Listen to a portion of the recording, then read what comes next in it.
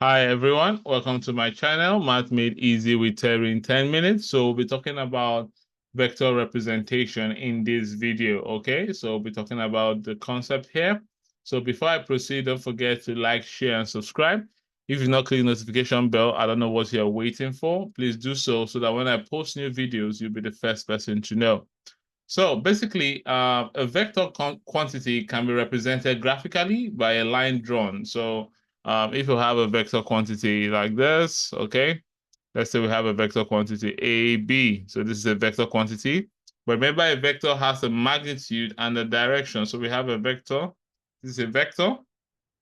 Also, we can also have another vector quantity, AB, but instead of it going this in that direction, it could go the opposite direction. So here it's represented graphically based on using a line and also the direction. So also one of the things you need to know is the length. So that means you can also have one vector this way, another vector this way. So you can have maybe vector AB and vector CD. So even though they are going the same direction, but we can see that obviously the vector CD is bigger than vector AB.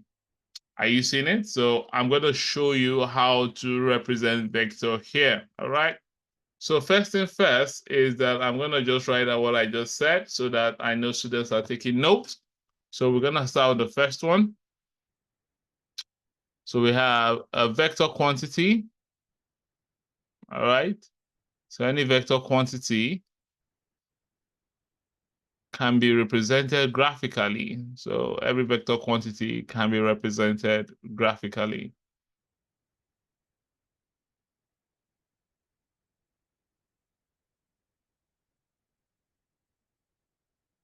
By a line drawn so there are two things we have to keep in mind. The first one is the length, all right? So that the length, so when you're looking at a diagram of a vector, the first thing you have to look at is the length. So the length of the line, okay, denotes the magnitude.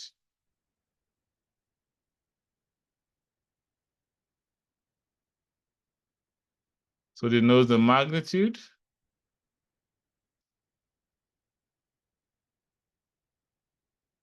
of the quantity.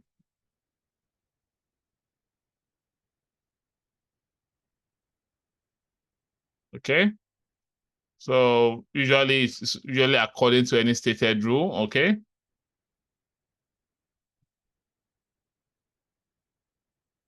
Or maybe some stated scale.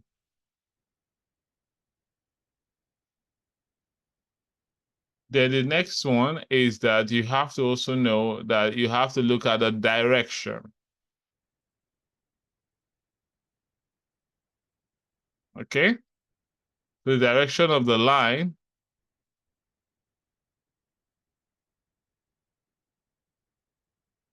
denotes the direction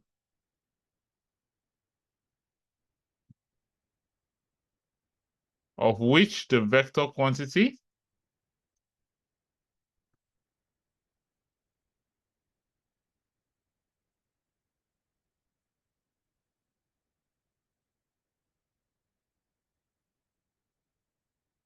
acts.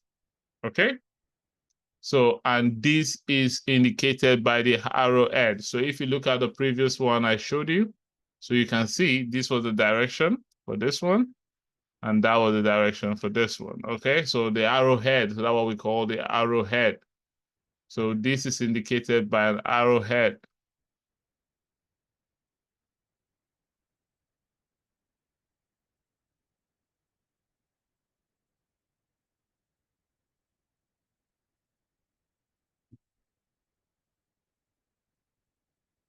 Okay?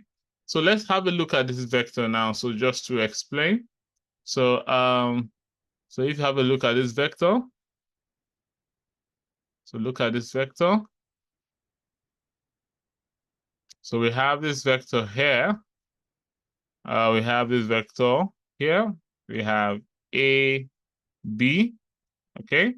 And you can see the arrowhead is here. Is that making sense? So how do you represent this vector? So you can represent this vector as AB, okay, or maybe just A. So that means the vector quantity AB, so this vector quantity here,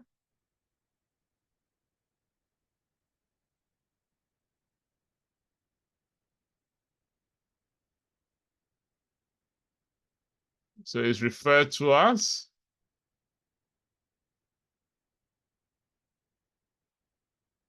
so now what you need to do is this vector AB. So if you want to write it as this, AB, you need to write the direction. So where is it going? It's going from A to B. So the arrowhead is going to look like this, A to B. Or if you just base on the scalar quantity itself, you can just call it A. So the vector quantity itself, you can call it A. So if you want to write it with the direction in mind, it has to show the arrow telling you where it starts, where he's going. So, but how do you now get the magnitude of this vector? I'm going to talk about, there's a video for that, how to calculate magnitudes of vector, okay? But the magnitude of vector is basically the length of the vector, okay? So some textbook, we call it the modulus, or some we call it the absolute value of the vector. So you should not confuse the representation of vector with the magnitude of a vector, okay?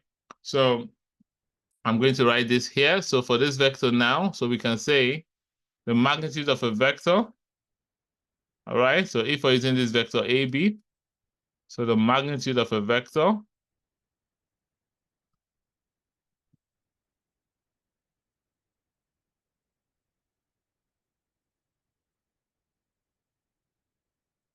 is the length of the vector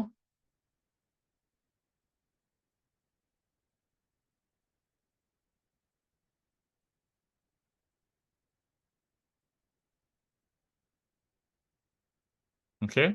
So the magnitude of the vector, the length of the vector. So some textbook refers to it as modulus, while some refer to it as absolute value. So it's also known, okay? So we're talking about the magnitude, okay? It is also known as the modulus. So in some textbooks, if instead of you saying a magnitude, it will be written as modulus, so it's still the same thing, okay? Or the absolute vector, or the absolute value, okay?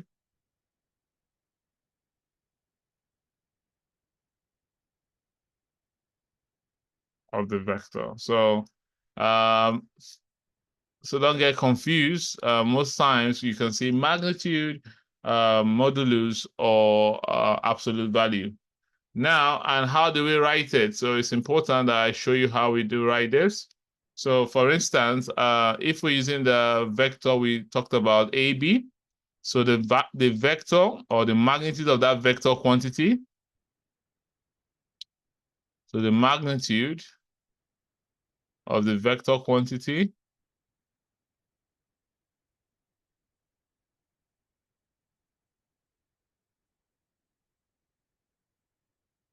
okay, you can say A.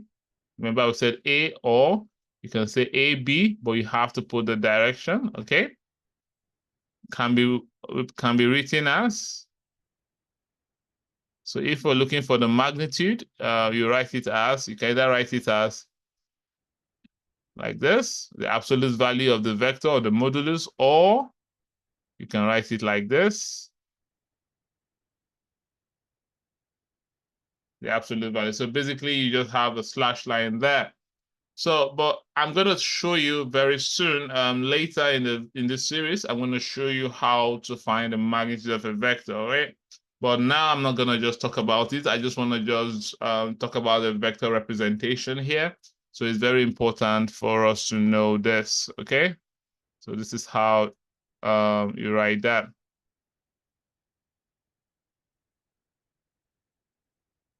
Okay, good. So we've talked about the representation as well as how you represent magnitude or modulus.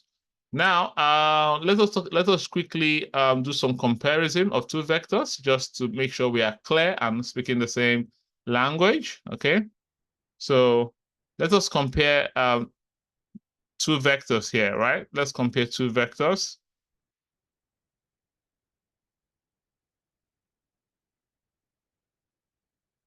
Okay, so we have this one. So we have A, B, okay?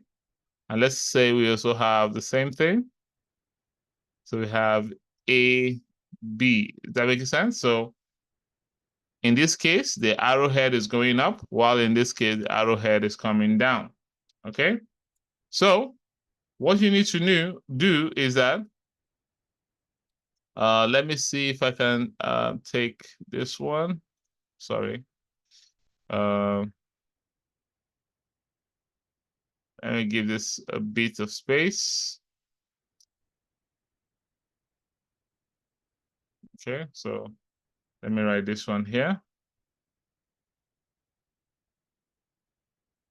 Say we have this one here. Okay.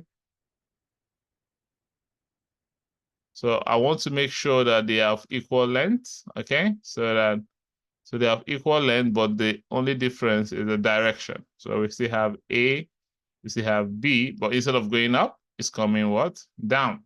So basically, we have two vectors here. We have AB and BA. So assuming that they have equal length. So, all right, so we've agreed this is going to be AB because it's going from A to B, while this is going to be what? BA. Okay, it's going to become BA because it's going from B to A. Is that making sense? Now, what you need to know now, provided that both these vectors are of equal length, is that okay?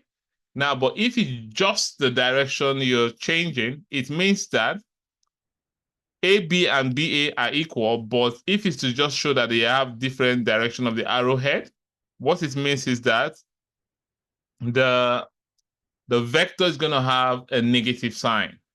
So for instance, if I agree that this is A, so that means AB is equal to A, right? Now BA is going to be, we're going to have a negative sign. It's going to be negative sign of what? AB. So the negative means that it's exactly the same thing as BA, but the direction is different. So that means it's going to be what? Minus A. So that means it's going to be minus A.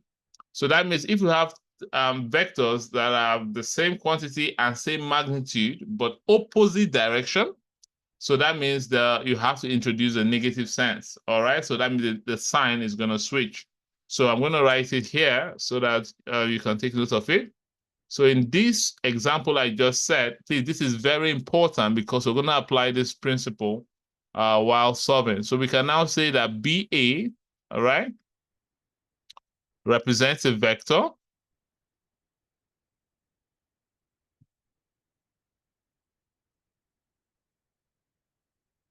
So let's say represent a vector quantity, all right,